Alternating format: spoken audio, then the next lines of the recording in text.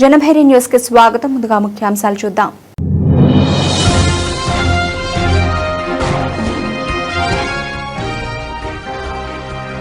ప్రత్యర్థి పార్టీ కుట్రలకు ఇక కాలం చెల్లింది సీఎం చంద్రబాబు.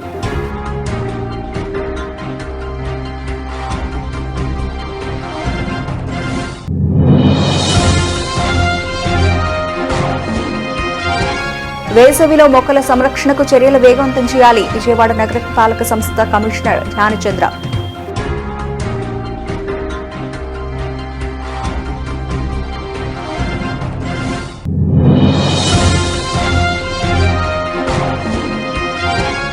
కరెంటు ఛార్జీల విషయంలో కూటమి ప్రభుత్వం ప్రజలను దగా చేసింది. సిపిఎం రాష్ట్ర కార్యదర్శి వర్గ సభ్యులు కామ్రేడ్ సిహెచ్ బాబురావు నాయకులు విమర్శ. వైసీపీపై ముఖ్యమంత్రి చంద్రబాబు నాయుడు తీవ్రస్థాయిలో విరుచుకుపడ్డారు. గొడ్డలి పార్టీ చేస్తున్న విధ్వంసాన్ని అనునిత్యం ప్రజలకు చెప్పాలని అన్నారు. కార్యోగ్రహం ప్రమాణ స్వీకార కార్యక్రమంలో ముఖ్యమంత్రి మాట్లాడుతూ అధికారంలో ఉండగా రాష్ట్రాన్ని నాశనం చేసింది చాలక ఇప్పుడు కూడా కుట్రలు చేస్తున్నారంటూ మండిపడ్డారు.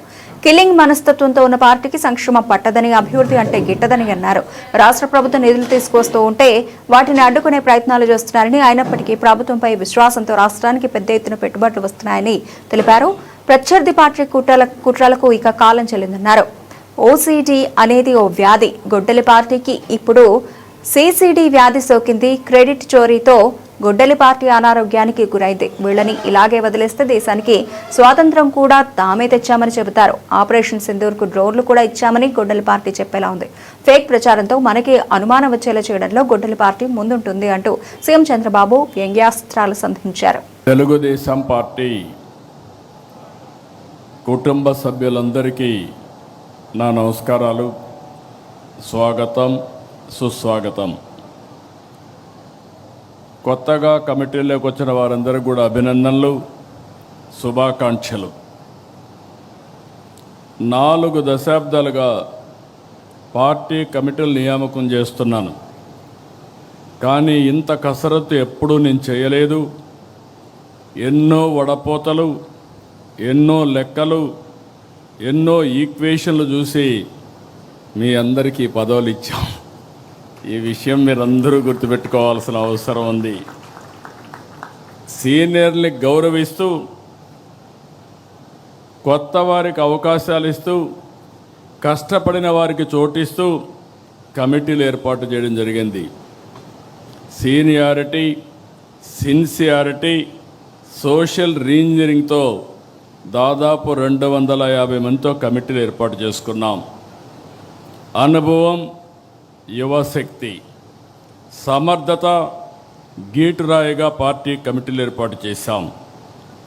పార్టీ పదవులు చేపట్టిన మీ అందరికీ మనస్ఫూర్తిగా మరొక్కసారి కంగ్రాచులేషన్స్, ఆల్ ది బెస్ట్.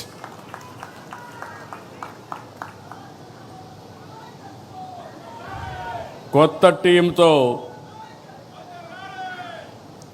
టీంతో పార్టీకి కొత్త ఎనర్జీ రావాలి, కొత్త దిశ రావాలి.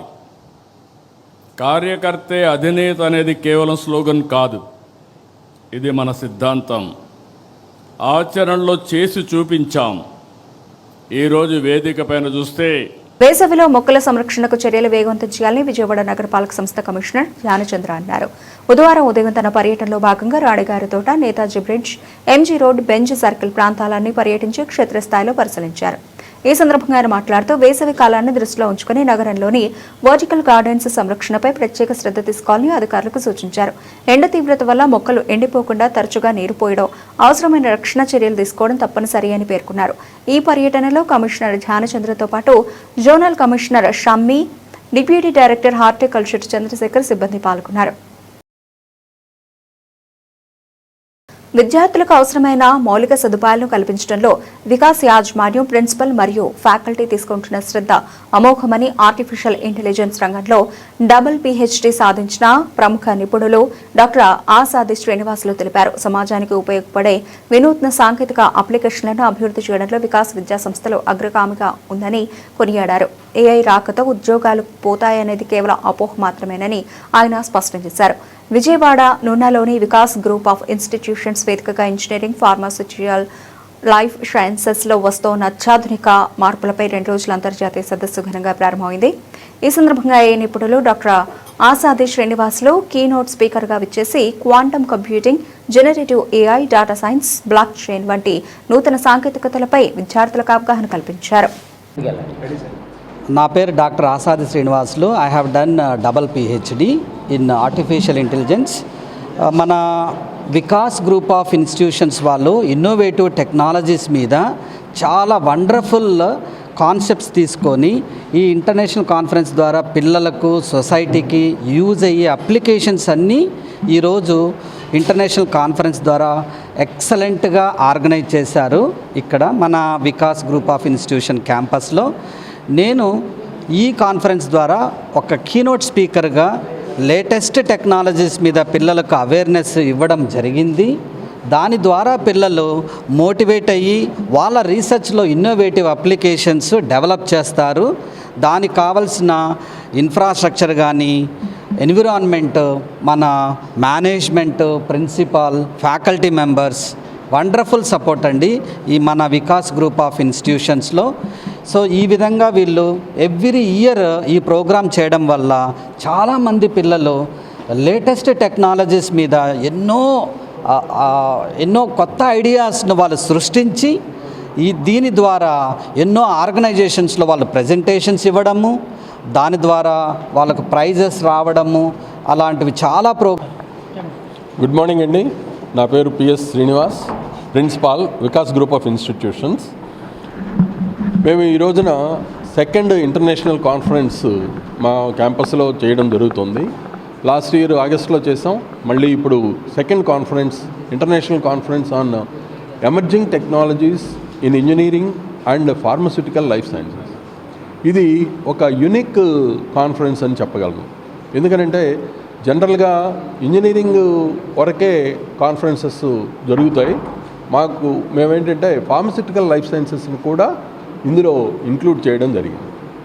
మేము ఇక్కడ స్టూడెంట్స్కి ఇచ్చే ట్రైనింగ్ వల్ల వాళ్ళు ఆ ట్రైనింగ్ కొత్త టెక్నాలజీస్ మీద ఇస్తున్న ట్రైనింగ్ని ఉపయోగించుకొని వాళ్ళు కొత్త ఆవిష్కరణలు చేయడానికి, కొత్త ప్రయోగాలు చేయడానికి హెల్ప్ చేస్తుంది.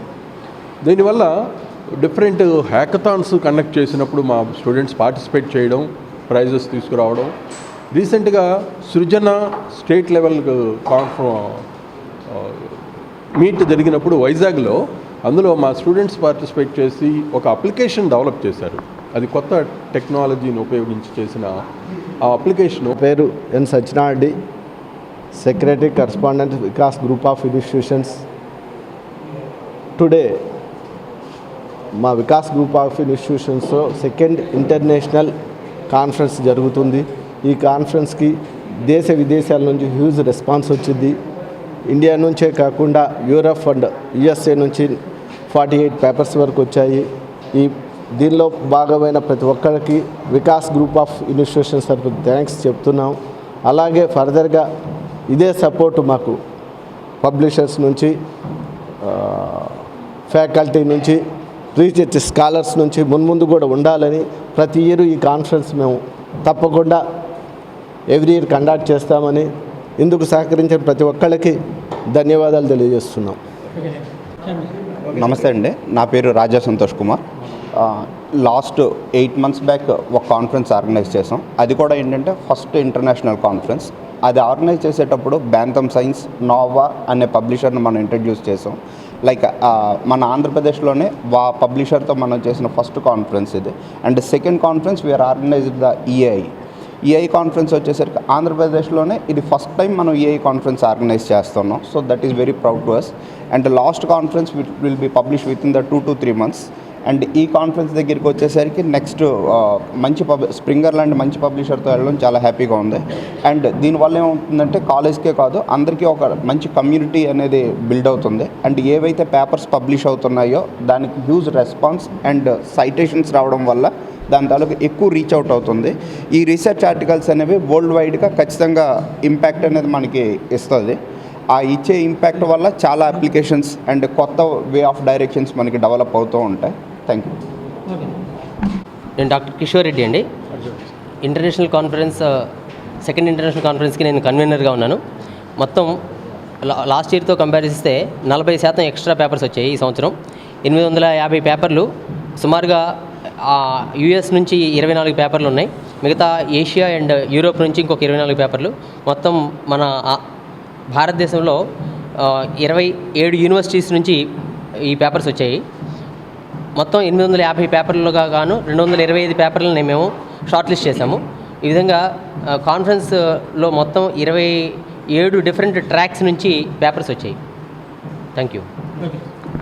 అత్యంత క్లిష్టమైన శస్త్రచికిత్సను కామినేని హాస్పిటల్స్ నందు విజయవంతంగా నిర్వహించారు. ఛాతీ భాగంలో ఏర్పడిన గడ్డ కారణంగా తీవ్రమైన నొప్పితో బాధపడుతున్న రోగికి అత్యంత నైపుణ్యంతో చికిత్సనందించి ప్రాణాపాయం నుంచి కాపాడారు.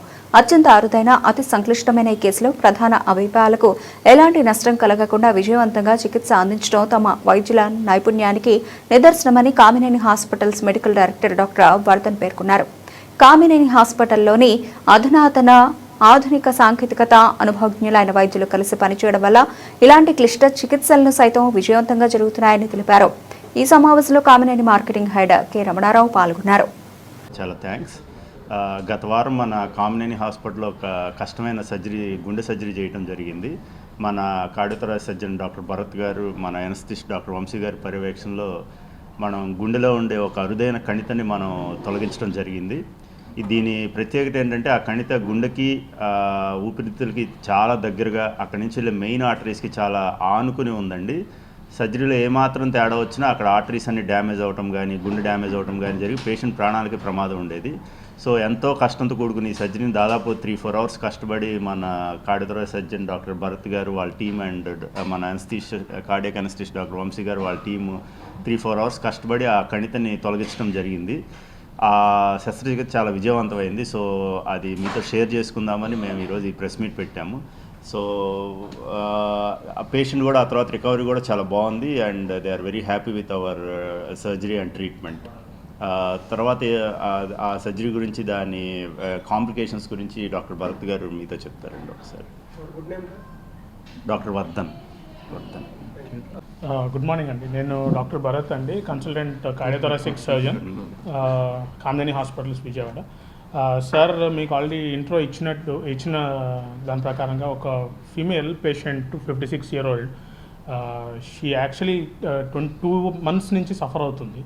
తనకి రైట్ సైడెడ్ చెస్ట్ పెయిన్ అని వచ్చి చాలా మల్టిపుల్ హాస్పిటల్స్ తిరిగింది. తను ఆ మల్టిపుల్ హాస్పిటల్స్లో చాలా వరకు అన్ని ఇన్వెస్టిగేషన్స్ అన్నీ చేశారు. ఒక స్మాల్ గడ్డలాగా ఉంది, అది చాలా కాంప్లెక్స్ ఏరియాలా ఉంది అని ఒక డౌట్ఫుల్తో చాలా ఇమేజింగ్ సెంటర్స్ కూడా సిఈసిటీ అన్నీ అయిపోయినాయి. ఫైనల్లీ మన దగ్గర ప్రజెంట్ అయ్యారు. మన దగ్గర ప్రజెంట్ అయిన తర్వాత ఈ సిట్యువేషన్ని అసలు ఎలా ట్యాకిల్ చేయాలి, అసలు మాస్ అది అసిస్ట్ అనేది ఎక్కడ ఉంది ఏంటి అనేది ప్రాపర్గా స్టడీ చేసాం.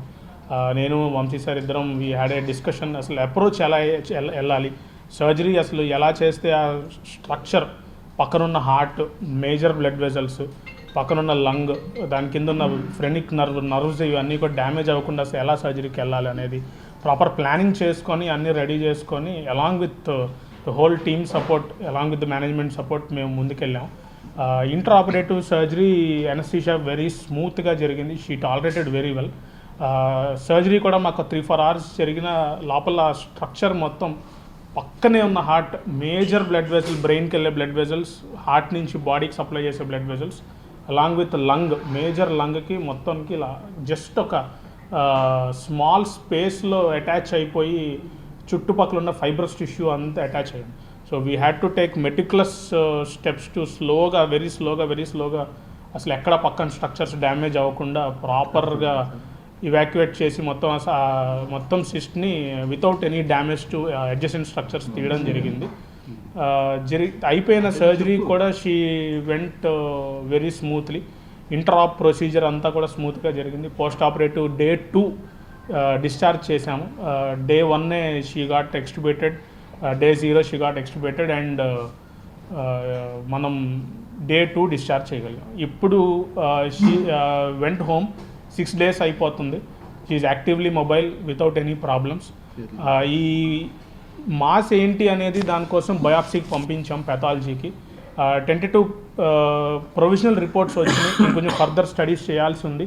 సో ఈ రిపోర్ట్స్ అన్నీ వచ్చిన తర్వాత కంక్లూజివ్గా మళ్ళీ దాని గురించి మనం స్టడీ చేసి దానికి ప్రాపర్ అడ్జువెంట్ థెరపీ ఏమైనా ఇవ్వాలా అనే దానికోసం కూడా మనం ప్లాన్ చేస్తున్నాం. ఎనస్థిస్ట్ డాక్టర్ వంశీ సార్ కూడా డిస్కస్ చేస్తారు మీతో కేసు ఎలా. గుడ్ మార్నింగ్ అండి, నా పేరు doctor Vamsi, cardiac anaesthesiologist. So ఈ భరత్ గారు చెప్పినట్టు ఈ కేసు చాలా సర్జికల్గా ఎంత కష్టమో ఎనస్థిషియా కూడా చాలా క్లిష్టమైన ప్రొసీజర్. యాక్చువల్గా అందరికీ మనం మత్తి చక్రంలో ఒక సింగిల్ ల్యూమెన్ ట్యూబే వేస్తాము.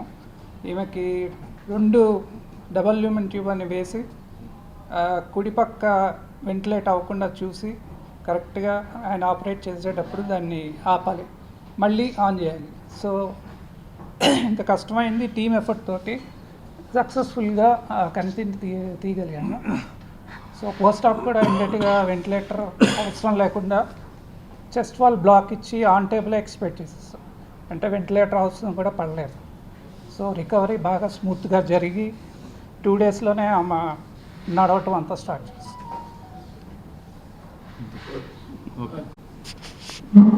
గుడ్ మార్నింగ్ అండి, మీడియా మిత్రులందరికీ స్వాగతం. ఈ కామినేని హాస్పిటల్స్ విజయవాడలో మేము అరుదైన శస్త్రచికిత్సలు చేస్తున్నాము అని చెప్పడానికి మిమ్మల్ని అందరినీ ఇక్కడ సమావేశపరిచాము. ఇది మేము ఎన్నోసార్లు చేస్తున్నాము. చేసిన ప్రతిసారి ఎలాంటి శస్త్రచికిత్సలు చేస్తున్నాము, గుండెకి సంబంధించినవి కావచ్చు, వివిధ డిపార్ట్మెంట్కి సంబంధించినవి కావచ్చు, మనం ఈ శస్త్రచికిత్సలు చేస్తున్నామని చెప్పడానికి ఈ ప్రెస్ మీట్ ఏర్పాటు చేశాము. వీటిని సమర్థవంతంగా నిర్వహించడానికి మా సమర్థవంతమైన సర్జన్సు, ఎనస్థీషియా టీము, వీటిలన్నింటినీ కోఆర్డినేట్ చేయడానికి మా మెడికల్ డైరెక్టర్ డాక్టర్ వర్ధన్ గారు, మా మేనేజ్మెంటు, మేమంతా శ్రమించి పేషెంట్కి అత్యంత సులభమైన పద్ధతిలో మంచి శస్త్రచికిత్సలు, మంచి ట్రీట్మెంట్ అందించాలనే ఉద్దేశంతో చేస్తున్నాము. దీన్ని అందరూ వినియోగించుకోవాలని కూడా మా తరపు నుంచి కామినేని హాస్పిటల్ నుంచి మీకు తెలియజేయటం అయింది. Thank you. ప్రకృతి సంపదను కాపాడుతున్న వారికి ఆర్థికంగా వెన్నుదన్నుగా నిలిచేందుకు ప్రభుత్వం యాక్సెస్ బెనిఫిట్ షేరింగ్ విధానాన్ని బలోపేతం చేయనుందని Andhra Pradesh biodiversity board chairman Neelayapalem Vijay Kumar వెల్లడించారు.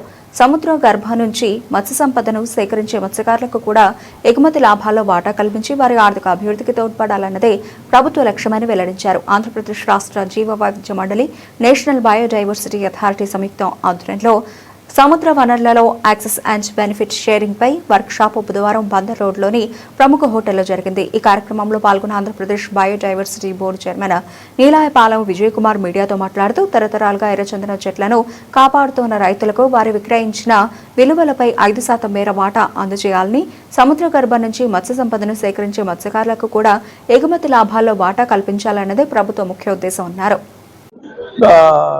ఫార్మర్స్కి యాక్సెస్ బెనిఫిట్ షేరింగ్ కింద వాళ్ళు ఇన్ని రోజులు ఎలాగైతే దాన్ని ఎర్రచందనాన్ని కాపాడారో ఆ కాపాడిన దానికి బేస్గా 5% అనేది వాళ్ళకి యాక్సెస్ బెనిఫిట్ షేరింగ్ కింద ఇవ్వాలనే ఉద్దేశంతో స్టార్ట్ చేయబడింది ఈ access benefit sharing system. So ఇన్ని రోజులు దాన్ని కాపాడారు, దాన్ని సంవత్సరాలుగా కొన్ని తరాలుగా ఆ యొక్క చెట్లను కాపాడుతున్నారు కాబట్టి వాళ్ళ సేల్ వాల్యూ ఎంతకైతే ఈ ఫార్మర్స్ అమ్మారు, నేను చెప్పేది వైల్డ్ ఫారెస్ట్లో పోలీసులు వీళ్ళు ఇచ్చేసింది కాదు, రైతులు అమ్మింది. సో అదేవిధంగా మనం సముద్ర గర్భంలో నుంచి తీసిన మత్స్య సంపద కూడా కొంత యాక్సెస్ బెనిఫిట్ షేరింగ్ రావాలి. అంటే వీళ్ళు ఫర్ ఎగ్జాంపుల్ మనం ఆంధ్రప్రదేశ్లో దాదాపు 3,700 కోట్ల రూపాయలు విలువయ్యే సముద్ర ఉత్పత్తిని ప్రతి సంవత్సరం పట్టిస్తాం. అవి ప్రాసెసింగ్ అయ్యి బయటకు వచ్చేప్పుడు దాదాపు 7 నుంచి 8,000 కోట్ల రూపాయలకు వస్తుంది. సో ఎక్స్పోర్టర్స్ దాన్ని సేల్ చేసుకున్నారు, లాభాలు వస్తున్నాయి. కానీ యాక్చువల్ మత్స్యకారులకు ఈ లాభాల్లో వాటా వస్తుందా కొంతన్నా, అంటే అది ఎంత అంటే ఒక్కొక్క ఫిష్ని బట్టి మారుతూ వస్తుంది. ఈ లాభాల్లో కొంతన్నా ఈ మత్స్యకారులకు రావాలి అన్న మెయిన్ ఉద్దేశమే ఈ యాక్సెస్ బెనిఫిట్ షేరింగ్ సిస్టమ్. ఇది మనం ఏదో కొత్తగా పెట్టింది కాదు. 2002 బయోడైవర్సిటీ యాక్ట్ ప్రకారం ఉంది. 2023 బయోడైవర్సిటీ యాక్ట్ ప్రకారం దాన్ని పార్లమెంటు చట్టం చేసింది. ఆ పార్లమెంట్ చట్టం ప్రకారమే ఎవరైతే మత్స్య సంపదని సముద్ర గర్భం నుంచి తీస్తారో, అది అమ్ముతారో, ఆ అమ్మినప్పుడు ఒక్కొక్క ఫిష్ బేస్ చేసుకుని, అంటే ఆ ఫిష్ వాల్యూ ఎక్కువ ఉంటుంది, ఒక్కొక్క ఫిష్ వాల్యూ ఒక్కొక్క విధంగా ఉంటుంది కాబట్టి కేస్ బేసిస్ మీద నేషనల్ బయోడైవర్సిటీ అథారిటీ వాళ్ళు ఆల్రెడీ 2025లో ఒక ఎక్స్పర్ట్ కమిటీని వేశారు. ఆ expert committee is looking after దాని ఇన్వెంటరీ ఒక్కొక్క ఫిష్కి ఎంతెంత రేట్ ఇవ్వాలని ఆ రేట్ బేస్ చేసుకొని ఒక దాని నెంబర్స్ని నిశ్చయం చేసిన తర్వాత ఎక్స్పోర్టర్స్ దగ్గర నుంచి ఆ యొక్క ఎంత పర్సంటేజ్ అయితే చెప్పారో ఆ పర్సంటేజ్ కలెక్ట్ చేసి అది రాష్ట్ర జీవ వైవిధ్య మండలి ఏర్పాటు చేసిన బయోడైవర్సిటీ మేనేజ్మెంట్ కమిటీస్ ఉన్నాయి. సో దాదాపు 3000 బిఎంసీలు బయోడైవర్సిటీ మేనేజ్మెంట్ కమిటీలు మన కోస్తా ఏరియాలో ఉన్నాయి. అంటే ఏమంటారు, ఇక్కడ మన నెల్లూరు నుంచి వైజాగ్ శ్రీకాకుళం దాకా. సో ఈ ఏరియాలో 3000 బయోడైవర్సిటీ మేనేజ్మెంట్ కమిటీస్ ఉన్నాయి కాబట్టి వీళ్ళందరిలో మత్స్యకారులు యాక్చువల్గా ఎవరుంటే వాళ్ళ ఏరియాలో కావచ్చు, డైరెక్ట్గా కావచ్చు, సోషియో ఎకనామిక్ యాక్టివిటీస్ని చేపట్టడానికి ఈ ఏబిఎస్ని వాడడం జరుగుతుంది. కరెంటు ఛార్జీల విషయంలో కూటమి ప్రభుత్వం ప్రజలను దగా చేసిందని సిపిఎం రాష్ట్ర కార్యదర్శి వర్గ సభ్యులు కామ్రేడ్ సిహెచ్ బాబురావు నాయకులు విమర్శించారు. ఎన్నికల వేళ విద్యుత్ ధరలు పెంచబోమని, తగ్గిస్తామని హామీ ఇచ్చి అధికారంలోకి వచ్చాక అందుకు విరుద్ధంగా వ్యవహరిస్తున్నారని ఆరోపణలు చేశారు. అదనపు వసూళ్లపై బహిరంగ చర్చకు సిద్ధమా అని ప్రభుత్వానికి సవాల్ విసిరారు. బుధవారం సిపిఎం రాష్ట్ర కార్యాలయం శ్రీశ్రీ భవన్లో మీడియా సమావేశం జరిగింది. ఈ సమావేశంలో సిపిఎం రాష్ట్ర కార్యదర్శి వర్గ సభ్యులు కామ్రేడ్ సిహెచ్ బాబురావు, రాష్ట్ర కమిటీ సభ్యులు కామ్రేడ్ దౌనేపూడి కాశీనాథ్ పాల్గొని మాట్లాడుతూ గత 2 ఏళ్ల కాలంలో సర్దుబాటు ఛార్జీలు ఎఫ్పీపీసీఏ పేరుతో రాష్ట్రంలోని 1,60,00,000 మంది వినియోగదారులపై దాదాపు 20,000 కోట్ల రూపాయల అదనపు భారం మోపారన్నారు.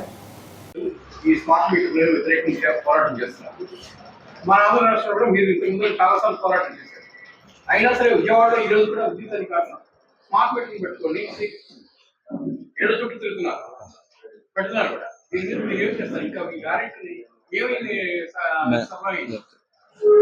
విద్యుత్ స్మార్ట్ మీటర్ల విషయంలో ఇప్పటికి అనేక చోట్ల స్మార్ట్ మీటర్లది పోరాటం సాగటం వల్లే వ్యవసాయ పంపు సెట్లకి విద్యుత్ మీటర్ల ప్రక్రియ, స్మార్ట్ మీటర్ల ప్రక్రియ ఆగిపోయింది. రెండోది, గృహ వినియోగదారులకి పూర్తి చేయాలనుకున్న దాన్ని స్లో డౌన్ అయ్యింది. అయినా దొంగచాటున దొడ్డిదారిన స్మార్ట్ మీటర్లు బిగిస్తున్నారు. ఎక్కడికక్కడ ప్రతిఘటన ఎదురవుతా ఉంది. ఉత్తరప్రదేశ్లో ఈ ప్రీపెయిడ్ స్మార్ట్ మీటర్లు పెట్టడం వల్ల ప్రీపెయిడ్ బిల్లులు చెల్లించినా సరే కరెంట్ కనెక్షన్లు కట్ అయిపోతే ప్రజలందరూ ఉద్యమంలోకి వచ్చారు. దాంతో ఆ గవర్నమెంట్ తాత్కాలికంగా దాన్ని నిలుపుదల చేయాల్సి వచ్చింది. ఇప్పటికి రాష్ట్రంలో ఉద్యమం అనేక ప్రాంతాల్లో సాగుతూ ఉంది. అనేక ప్రాంతాల్లో ప్రతిఘటన కూడా ఎదురయ్యింది. రాబోయే కాలంలో కూడా ఇది ప్రజలందరూ అప్రమత్తంగా ఉండి ఇంటింటా స్మార్ట్ మీటర్లని వ్యతిరేకించాలి. మంత్రి గారు ప్రకటన చేశారు, స్వచ్ఛందంగా తప్ప బలవంతంగా మేము పెట్టమని. కానీ బలవంతంగానో మభ్యపరిచో పెట్టడానికి ప్రయత్నాలు చేస్తారు. అయినా ప్రజలు ప్రతిఘటిస్తున్నారు. ప్రతిపక్షంలో ఉన్నప్పుడు స్మార్ట్ మీటర్లను పగలగొట్టడం లోకేష్ గారు పిలిపించారు. ఇవాళ వాళ్లే బిగిస్తున్నారు. మాట తప్పింది స్మార్ట్ మీటర్ల విషయంలో. అందుకే వినియోగదారులు, ప్రజలు అప్రమత్తంగా ఉండి ఈ స్మార్ట్ మీటర్లని ఎదుర్కొనే ఉద్యమం కొనసాగించాలి. ఇంటింటా, వీధి వీధిలో కూడా కొనసాగించాలి మేము విజ్ఞప్తి చేస్తాం. తెలుగుదేశం పార్టీకి జగన్ ఫోబియా పట్టుకుందని సీఎం చంద్రబాబు, ఆయన కొడుకు నారా లోకేష్తో పాటు ఆ పార్టీ నాయకులకు జగన్ పేరు తలుచుకోకుండా పొద్దుపోవడం లేదని వైఎస్ఆర్సీపీ రాష్ట్ర అధికార ప్రతినిధి మాజీ మేయర్ బివై రామయ్య ఆరోపించారు. తాడేపల్లి పార్టీ కేంద్ర కార్యాలయంలో మీడియాతో మాట్లాడుతూ వయసు పెరిగే కొద్దీ చంద్రబాబుకి మతి భ్రమించి ఏం మాట్లాడుతున్నాడో తనకే తెలియడం లేదని, పార్టీ సమావేశం, కంపెనీకి భూమి పూజ, పెన్షన్ల పంపిణీ అనే తేడా లేకుండా మైక్ దొరికితే జగన్ ని తిట్టడమే అన్నట్టు రెచ్చిపోతున్నారని ఆగ్రహం వ్యక్తం చేశారు. స్పోక్స్ పర్సన్గా నన్ను నియమించడం జరిగింది. ఇవాళ మీ ముందుకు వచ్చి కొన్ని నా పేరు బివై రామయ్య, మేయర్గా పనిచేసినాను, Kurnool native place. Sir Jagan sir official స్పోక్స్ పర్సన్గా నన్ను నియమించడం జరిగింది. ఇవాళ మీ ముందుకు వచ్చి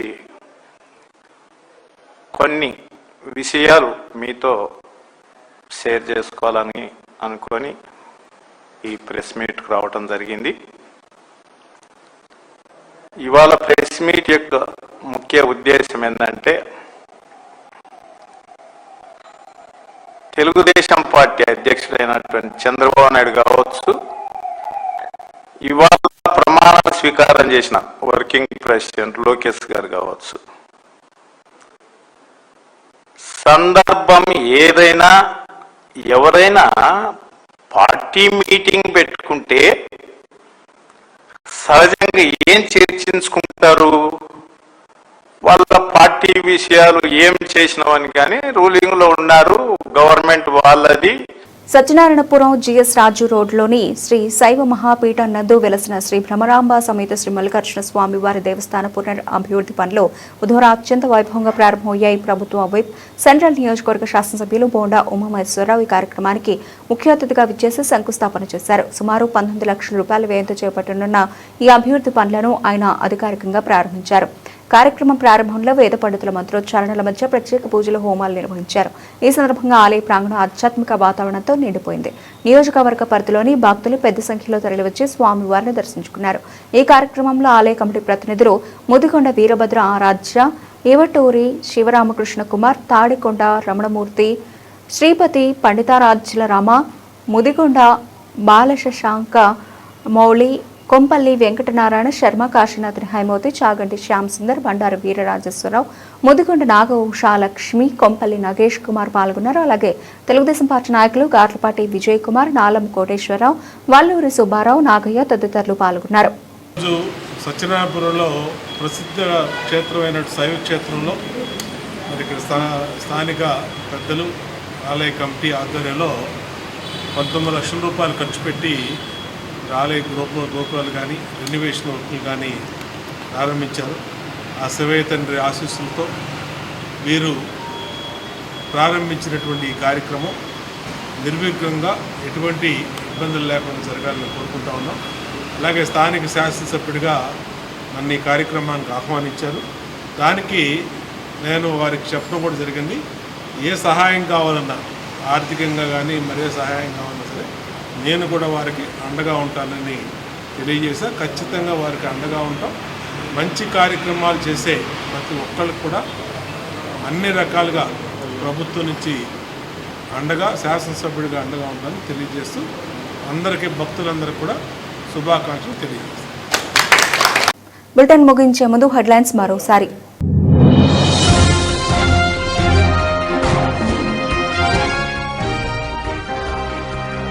ప్రత్యర్థి పార్టీ కుట్రలకు ఇక కాలం చెల్లింది సీఎం చంద్రబాబు.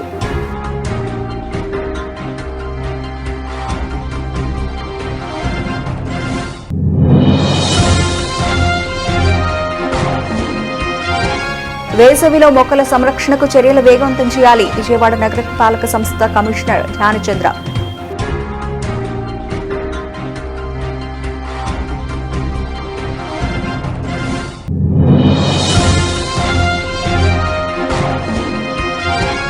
కరెంటు ఛార్జీల విషయంలో కూటమి ప్రభుత్వం ప్రజలను దగా చేసింది. సిపిఎం రాష్ట్ర కార్యదర్శి వర్గ సభ్యులు కామ్రేడ్ సిహెచ్ బాబురావు, నాయకులు విమర్శ.